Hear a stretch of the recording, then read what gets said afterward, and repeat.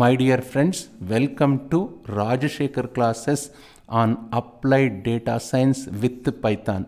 This is lecture number 293. In this lecture, we will try to understand limitations of KD tree, that is k-dimensional tree. Imagine this is 2D data. Just assume this is my 2D data. In 2D case, let's assume this is how my points are, and this is how these are the points. Let me assume this is my point, this is my point, this is my point, and let me assume these are horizontal lines, and this is my vertical lines. Let it be. Yes, let me say my query point. This is, let me assume this is my query point. This is my query point. Let it be query point. Yes, if this one is my query point, now to evaluate query point, if I have draw a circle around it with some radius, I have to look at 4 cells. What are those 4 cells? This is cell 1, cell 2, cell 3, cell 4. There are 4 cells. I have to look at 4 cells. I have to look at all the adjacent regions. I have to look at all 4 adjacent regions. Let it be 1, 2, 3, 4. I have to look at these 4 cells. I have to look at these 4 adjacent regions. Can I say like this? That there are 4 adjacent regions. So in 2D, this is an example of 2D. In 2D, you have to look at 4 adjoining regions. Can I say something like this? 4 adjoining regions in the case of 2D. You have to look at 4 adjoining regions. What about 3D? Let me assume this is 3D, isn't it? Let me say this is my query point. If this is my query point in similar to 2D, how many regions I have to look at? There are, since it is 2D, I have to look at 8 regions, 8 adjoining regions. I must look at 8 adjoining regions. That, imagine I have to look at in a d-dimensional space. 2D 4 adjoining regions, in 3D, in the case of 3D, 8 adjoining regions in a d-dimensional space. Let me say, if in a d-dimensional space, I might have to look at in d-dimensional space.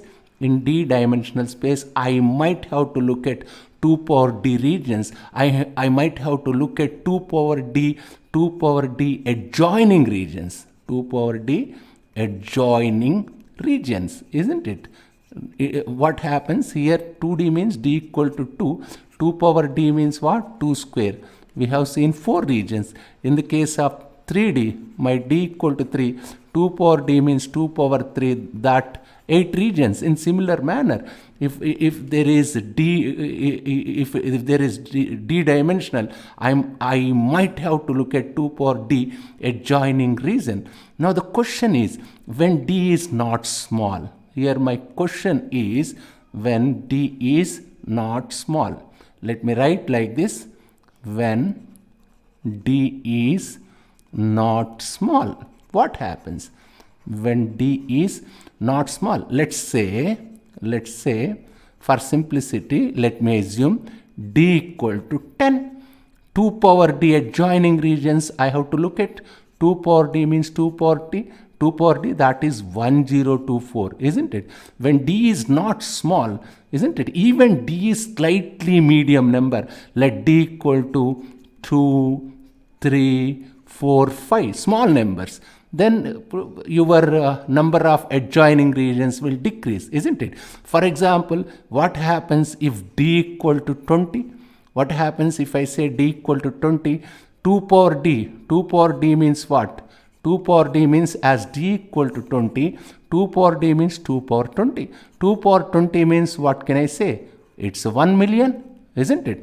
1 million, isn't it? Close to 1 million, I can say at least. So as dimensionality increases,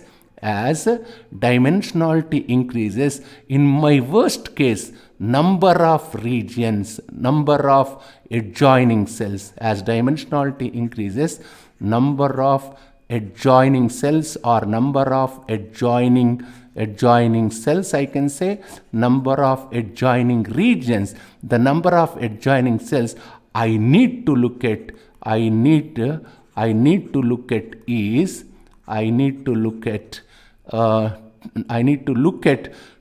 increases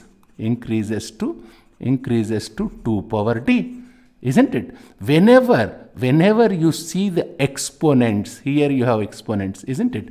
Whenever you see the exponents, they are extremely dangerous. They are extremely dangerous. They are extremely dangerous, isn't it? They're extremely dangerous. Imagine a case when my number of points is 1 million. Let me say n equal to 1 million number of points. Let me say there are 1 million points and my dimensionality d equal to 20. Therefore, your 2 power d is approximately equal to n. What is time complexity? It is order of n. Just like brute force. Is it not just like brute force? Isn't it? Therefore, it is just like brute force. What does it mean? As dimensionality increases, number of adjoining regions or number of adjoining cells I have to look at is increasing as it has got exponent. 2 power d means exponent. I have million data points. Because 2 power d is very, very high, my time complexity is no more order of log n.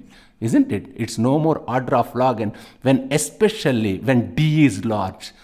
When d is large. When d is not small, then let me say d is large.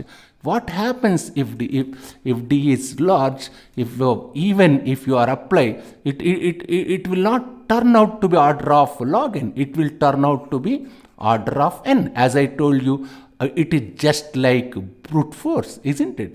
So when your dimensionality is large, because of this problem that you have to evaluate all adjoining cells or adjoining regions, so d is even medium. Even medium means I can say d equal to 10, 11, 12, all these are medium numbers. These numbers, my time complexity increases dramatically. This is the major problem, which means KD tree is okay when you have small dimensionality, like, yes, I can say like this.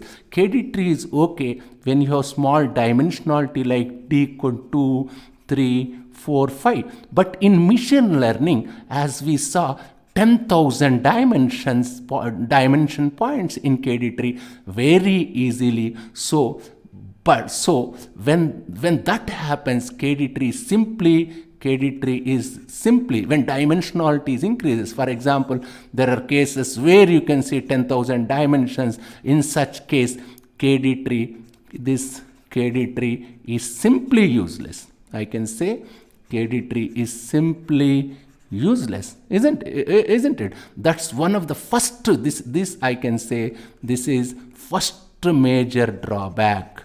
This one is first major drawback of KD tree. The second disadvantage of KD tree is KD tree works well. KD tree works well when d is small. That's what we were saying. When d is small. When something like 2, 3, 4, 5, something like.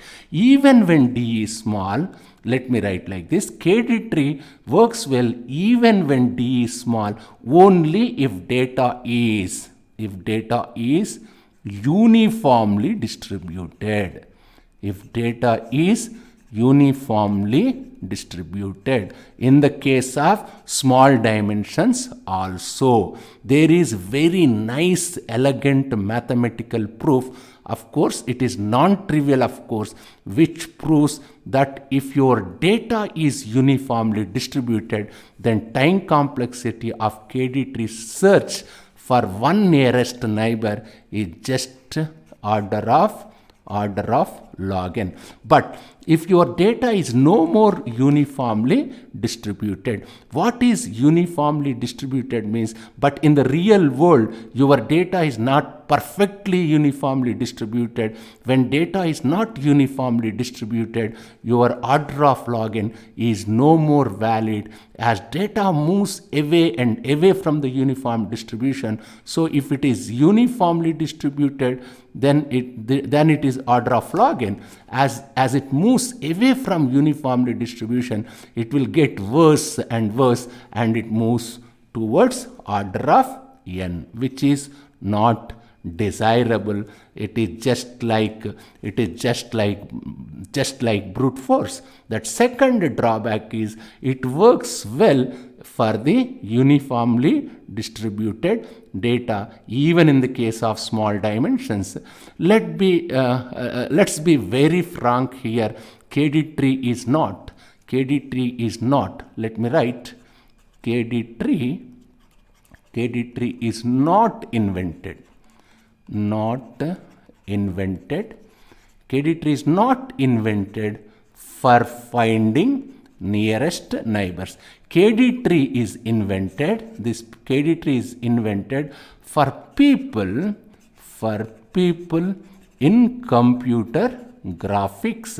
It's actually created in computer graphics to answer some very, very interesting questions. The computer graphics mostly deal with 2D and 3D data, and in data like 2D and 3D, KD tree works very well to find nearest neighbors, but it's not designed for people for machine learning. I can say it is not designed for proper machine learning applications, where we typically have here dimensions. Usually you can have dimensions 10D, 20D, even you can have 100-dimensional data, for which KD tree works may not work properly. It is not designed for machine learning, and hence it does not work well for dimensions like 10D, 20D, even 100D. We should give credit for the people who discovered or created the whole idea of KD tree, because they created for computer graphics but not for machine learning. So with all due respect to the people, it's extensively used in computer graphics. If you pick any major computer graphic textbook, you will see KD tree being used. Probably some of you studied computer science in your undergraduate days might recall KD trees in computer graphic course. Thank you very much.